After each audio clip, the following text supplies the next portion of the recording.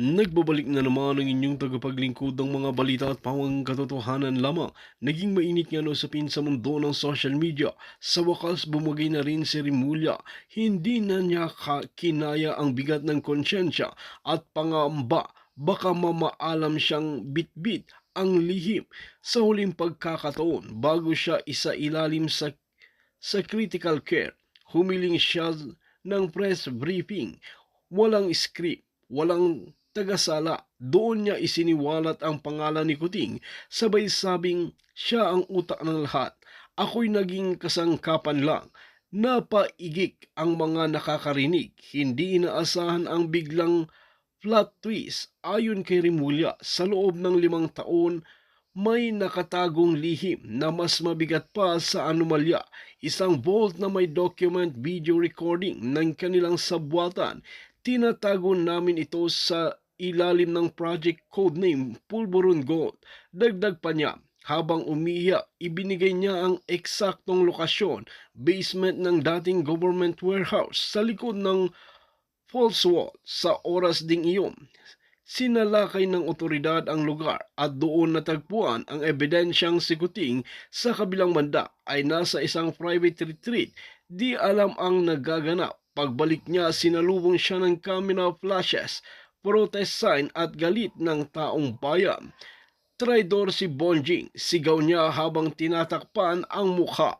Ngunit dito nga natin makikita na talagang hindi na rin makakawala itong siguting ng norte na ito dahil umamin na nga itong si Bonjing na ito sa kanilang mga kalihim na kabalbalan na ginagawa sa bansang Pilipinas. Well mga kaibigan, para nga sa karagdagang impormasyon, panoorin nga natin ang buong video. At kung bago ka pa lamang sa aking channel, huwag kalimutan i-click ang subscribe button at notification bell para lagi kang updated sa ating mga bagong video. At para sa sulit viewers natin dyan, maraming salamat sa walang sawang pagsuporta. Sabi ko nga sa inyo, hindi natin alam kung sino ang hindi natin alam. Pwede ang gobyerno ni Bangag ang sangkot dito sa pagkikidnap ng mga business personalities. Hi, Kimi from the Netherlands. Salki Gochi, how are you? Ngayon, may pinapalabas sila na yung certain kidnapper daw na hinuli nila na Chinese din,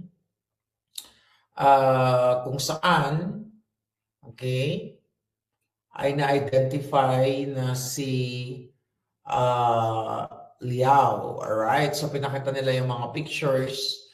Then, mga kababayan, etong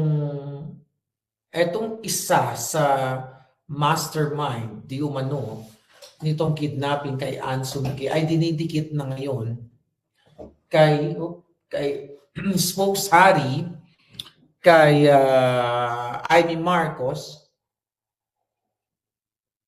Kesyo, baka daw may kinalaman itong si Spokes Harry at saka si Amy, dito sa kidnapping na ito. Alam nyo, nakakatawa. Okay? Tinawagan ko kasi Spokes. I believe nagsabay kami ni Spokes, nag-live kami. Pagsabayin nyo na lang kami panoorin. So, tinanong ko siya kung kilala ba niya itong itong taong ito. So, syempre, sinabi niya hindi niya kakilala, hindi na nga niya matandaan. Kasi bilang isang politiko, talagang maraming nagpapapicture. Although, titignan mo, meron kasi mga random na nagpapapicture ng isang beses, 2 beses. Katulad ako dito, kanina, yung mga palangga ko na nagkita na pala kami in 2016, 2017. So, pinakita yung mga pictures namin. O sabi sa akin, palangga, ito yung unang picture natin. Nung nangampanya tayo, di ba?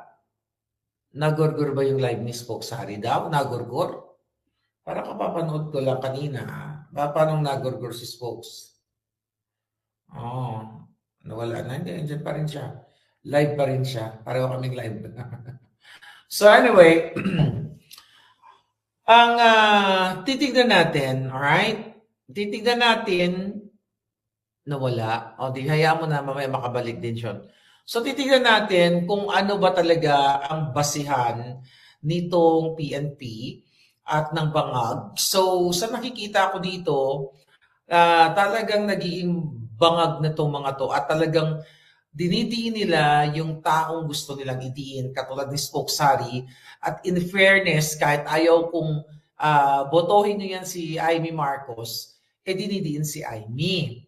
Kaya nga ikaw, Amy, mababago mo lang ang system, well, yung mga palangga ko, hindi na maniniwala lang kami sa'yo kung totoo yung sinasabi mo na naliligaw ng landas ang iyong kapatid at nasa itim na tayo na yugto ng Pilipinas, maniniwala lang kami sa iyo kung mismong sabihin mo na ang katotohanan na ang kapatid mo ay Addictus Benedictus. Ngayon, pinagbibintangan ka na kayo ni Harry ay sangkot, dinidikit, actually dinidikit ang inyong mga pictures dito sa nahuling nangidnap o suspect dito kay Anson Ke. Okay? So ngayon, Amy, alam mo naman ang nasa likod nito ay ang hipag mong si Lisa Tanas. Okay? Kaya kung ako sa'yo, itodo mo na yan. Alright? Mamaya marami na pag-uusapan. Ngayon mga kababayan, tinanong ko si Spoke, sabi niya, ako, 2022 election pa yan. Sabi niya, sa dami-dami nagpa-picture sa akin, matatandaan ko ba? Which is true enough. Kita ko ang dami-dami nagpa-picture sa akin, kahit nga minsan kaibigan ko na hindi ko na maalala yung pangalan dahil sa daming ng tao, sa daming hindi man ako politiko, di ba, sa daming nagpa-picture. Pero kung yan ang naratibo, kung yan ang titignan natin, na kapag nagpa-picture ng isang beses, pwede ka na maging kasabwat sa kidnapping. So, ibig sabihin, yung lahat ng mga nagpa-picture sa akin, kapag sila ay may ginurgur sila, o kung ano man yung ginawa nila, nagnakaw sila, ay pwede nang idikit sa kay Maharlika kasi may picture kami. Pwede ba yon mga palangga? Kung ganon, ang usapan natin, okay, wait a minute. So kung gano'n ang usapan natin, tignan natin, balikan natin yung litratong ito. Nakita nyo yan? Kung ganyan ang usapan natin na ididikit natin kung sino talaga ang mastermind. Remember, mga kababayan, itong picture ni Cassandra Ong, okay? Na dinidiin nila, hindi ko alam kung ano nangyari kay Cassandra Ong. Nakasama si Lisa Tanas at si Marcos Jr. Remember that picture? Okay? Kung pagbabasehan natin, dahil yan po ang dididiin ngayon ng Bangag Administration dahil mayroong picture with Spoke Sari and Senator Amy Marcos ay kasabwat na or mastermind. Actually, may nilabas si Sasba or si Butch, okay? Na nakita ko, na narandom ko na itong suspect na gumurgor dito kay Anson Ke allegedly ay kasama din itong si Vovong Gadon. Okay? At kasama pa mayroon pa isang personality. Okay, so kung titignan natin, kung yan ang pagbabasihan natin ng naratibo, ito, bakit itong si Cassandra Ong, di ba? Na inano nila diyan, na pinatawag din sa Huwadcom, ayan, talagang nag-nervous breakdown pa yan, kung ano-anong ano nila paggigipit dyan kay Cassandra. O, balikan natin yung aking sinulat noong 2024, August 29. Sabi ko, mastermind ang mga bangag. Alright? Okay, sabi ng puting ahas, Maharlika, si John Vic ay nasa Abu Dhabi. Okay, tignan natin to. Ano ba yan? Bago natin ituloy, breaking news ba yan? Okay. Okay, ito lang muna. Maharlika, paki-announce si John Vic ay nasa Abu Dhabi from Manila via Emirates Airline. Okay, going to The Hague. O, abangan nyo ha, yung ating mga kababayan, meron dumating sa atin na impormasyon. Si John Vic, gumagapang na naman.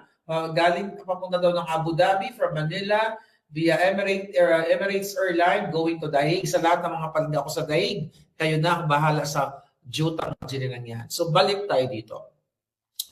Mastermind ng mga bangag. Because we talk about mastermind. August 29, pinost natin yan.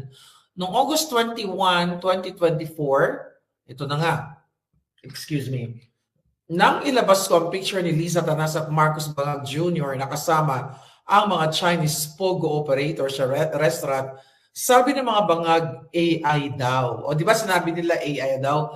Pero noong August 26 ay kinumpirma ni Attorney Topacio na abogado ni Cassandra Ong na ang picture ay authentic. So kapag naglalabas tayo ng picture, laban sa mga magag, sinasabi nilang AI. So pwede rin ba nating sabihin yung nilabas na picture with Harry Roque at Amy Marcos ay AI?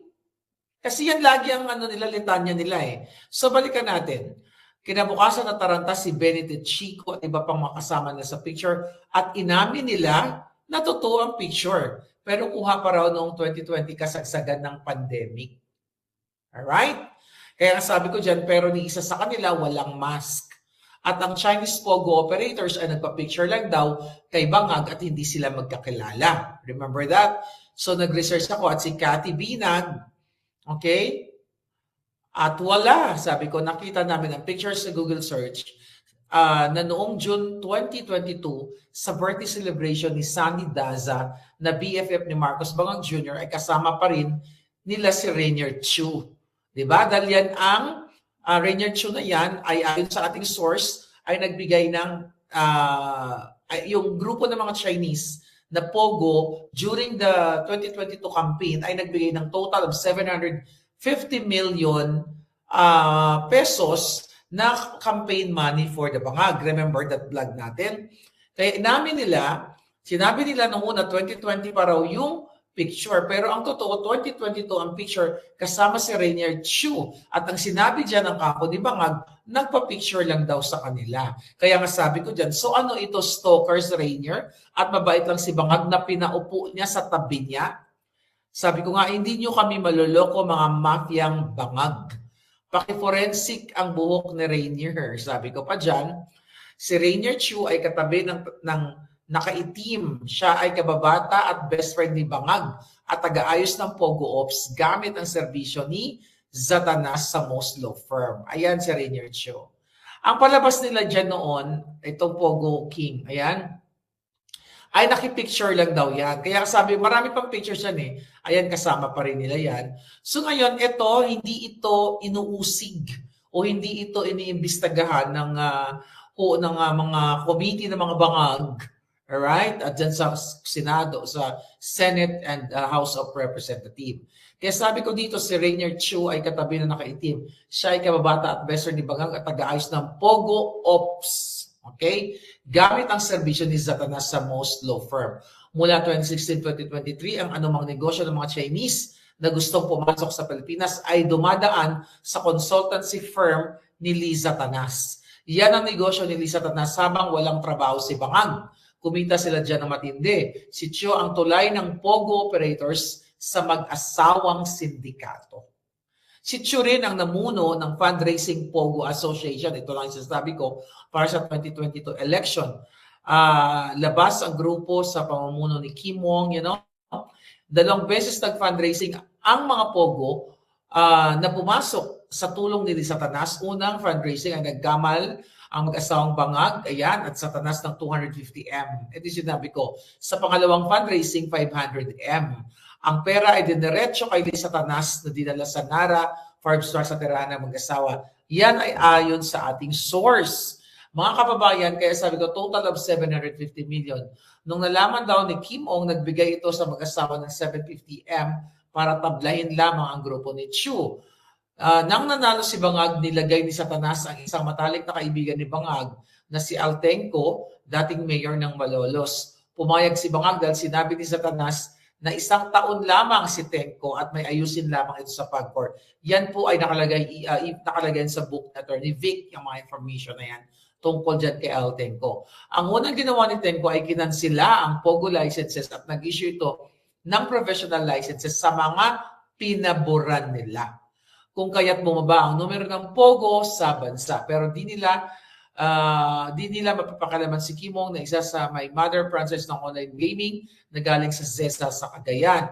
Gumawa rin si Altenco ng ibang panuntunan kung kaya ang Pogo ay naging IGL. Ayan. So if you talk about picture, so ano to, inamin nila na totoo yung picture kasama ni Lisa Tanas at si Cassandra Ong. So bakit ito walang hindi pinakikialaman nitong mga bangag na ito? Bakit ngayon idinidiin si Harry Roque at now si Amy Marcos? Pero si Gadon, di ba, yung bobong Gadon, meron din. I think, tignan natin. Kung kay Sas ko ba nakita yon? Tignan natin to. Tignan natin ang picture, ang ano ni Sas. Okay, tignan natin kay Sas. Nakita ko kanina. Okay. Tignan natin si Palangga. Okay. We should. Okay. Siya nga. Ang dami ng post ni Sasa. Yan. Ito rin. So, ibig ba sabihin, mastermind din to si Gadon? Di ba? So, ibig sabihin, mastermind din si Gadon. Mastermind sila lahat. Mastermind si Amy, mastermind si Gadon, mastermind si Roque. Dito sa pagkidnap. Nakita niyo, mga kababayan, kung paano targetin ng mga bangag ang mga taong ayaw nila o gusto nilang parusahan, gusto nila talagang gaguhin. So ayan, picture ni Gadon. So yan bang bobong Gadon ay mastermind din? So kung ako sa iyo, Amy Marcos, wag mo nang iligtas yung kapatid mo dahil may mga nagsasabi naman, hindi naman daw kayo tunay na magkapatid. Dahil ikaw daw ay Lacson, hindi ka naman daw Marcos. Sabi ng mga nababasa ko sa comment section. So kung ako sa'yo, di ba may mga nababasa tayong mga ganyan. Kung ako sa'yo, sige. Okay? Senator Amy Marcos, kung ako sa'yo, puruhan mo na yang kapatid mo, half-brother mo, sabi ni Paul Mamraga, at ang Lisa Tanas. Diba? Ikaw na rin mismo nagsabi na hindi ka nakakalapit. Imagine mo, ikaw ang naghirap sa campaign-campaign. Diba? Although, yung bangag na yan, okay? Yung bangag na bangag, ikaw, Romualdez, kayo bangag. Alam mo ba, Lenny Robredo, may nalaman akong chika boom boom. May iba lang ako. Talagang inoperate ka ni bangag. Diba? Baka nga ikaw nanalo. Yeah, Amy Marcos, Lenny Robredo, may nagsabi sa akin na talagang, although maliban sa sinabi ni Attorney Glenn Chong na nakialam talaga ang mga ibang lahi. Kasi ako mismo, nandoon ako nung election 2022, di ba? Nung araw ng election, may mga foreigner doon. May foreigners, may intervention ng mga ibang lahi. Kung ako sa iyo, Lenny, ayan, magsalita ka na dahil dinaya ka at dinaya talaga ang eleksyon. But anyway, balik tayo. So kung pag-uusapan natin na mastermind, ang lahat ng may picture dito sa taong ito na allegedly ay utak ng kidnapping, edi si Gadon, si Amy Marcos, sino pa ba yon? Si Amy Marcos, si Spokes Harry. So sila ba ay nag-conspire silang lahat? Meron pa yata picture dito eh. Okay? I think si yung aking kaibigan. Okay.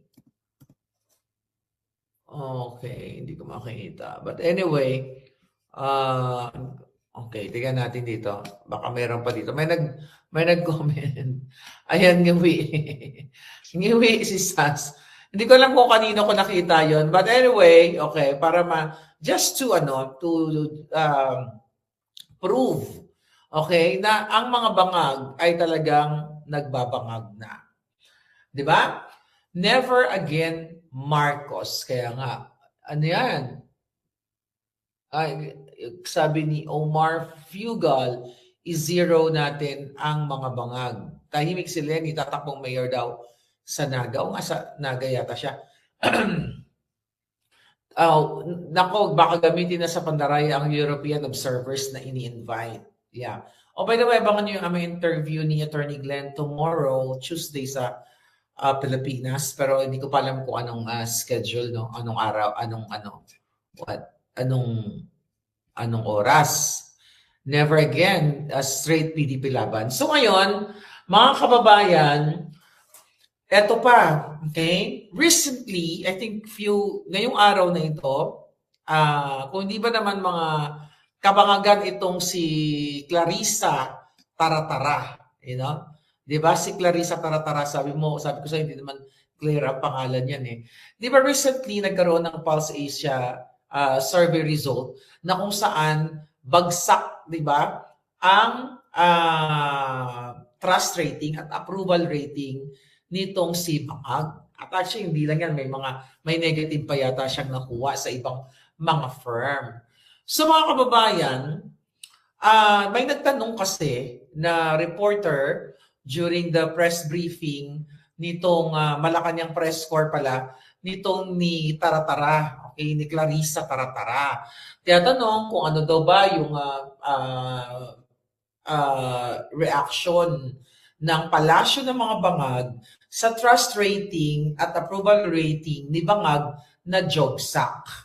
So ngayon, ang sinasabi ni Castro dyan, mga kababayan, ang sinasabi ng Hunggang, ito daw ay dahil sa mga fake news na kung saan, mga palangga, na kung saan daw yung mga tinanong doon na mga respondents ay maari daw na bigyan ito ng maling impormasyon o peking impormasyon.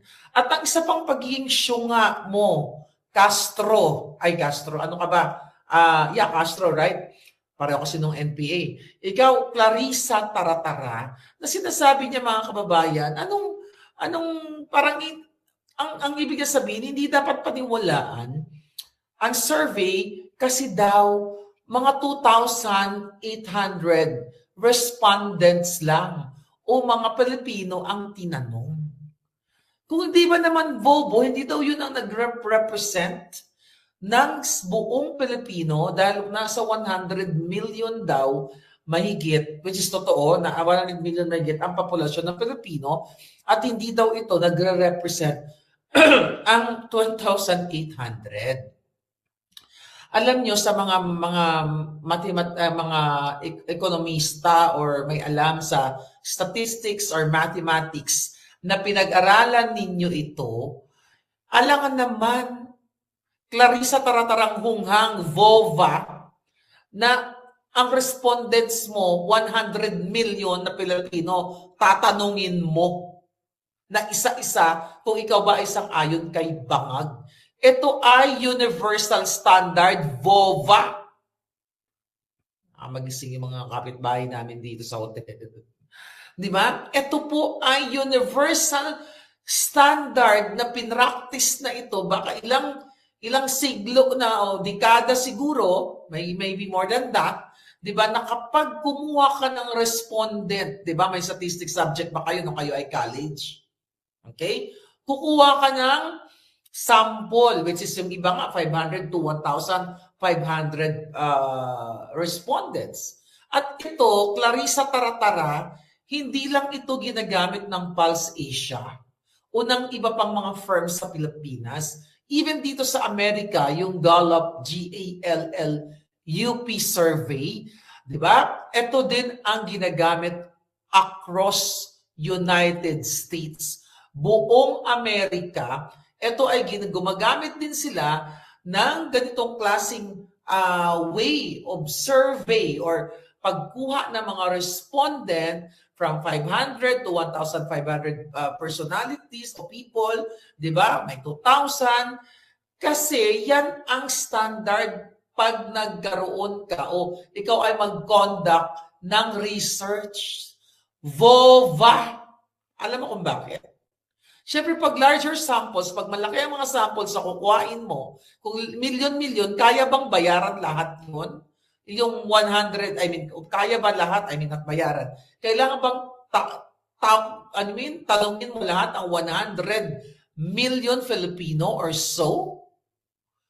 Gaga ka, kung di ka pa naman kavuva-vuvahan, yung sampling or respondents, Yan ay standard yan sa buong mundo.